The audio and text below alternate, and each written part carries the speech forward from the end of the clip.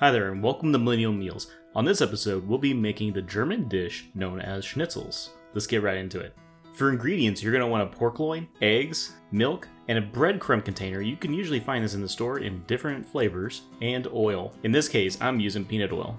For equipment, you're going to want a cutting board, a mallet, a knife, a deep fryer or pan, a cake pan, a medium bowl, and optional, you can have some plastic wrap. When it comes to making schnitzels, the goal is to have thin slices of meat that are easily chewable while being wide in size. With your pork loin, start cutting it roughly into 2.5 centimeter thick slices and set them aside. If making a clean cut is difficult, you might want to freeze your pork loin partially for an easier time.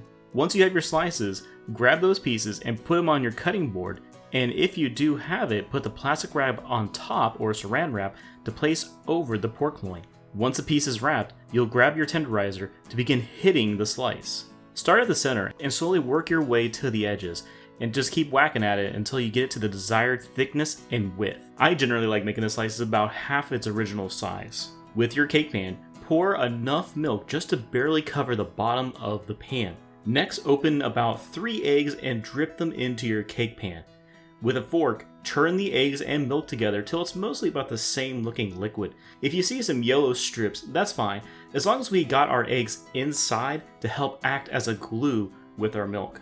When your egg milk blend is ready, you'll then grab your pork loins to dunk into the binding blend and basically spread it on both sides of the pork loin. Pull your pork loin up and let the excess egg blend drip off of it back into that cake pan, and place your slice into a bowl with all the breadcrumbs. Be sure to cover both sides. You may want to do a couple of flips though to get it evenly coated.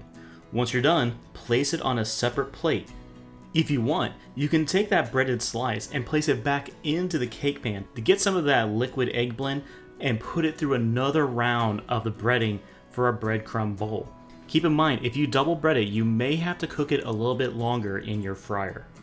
Once you have your pork loins breaded, you can now start frying. For the skillet, you'll want to fill it with a shallow amount of oil on a stovetop set to medium heat.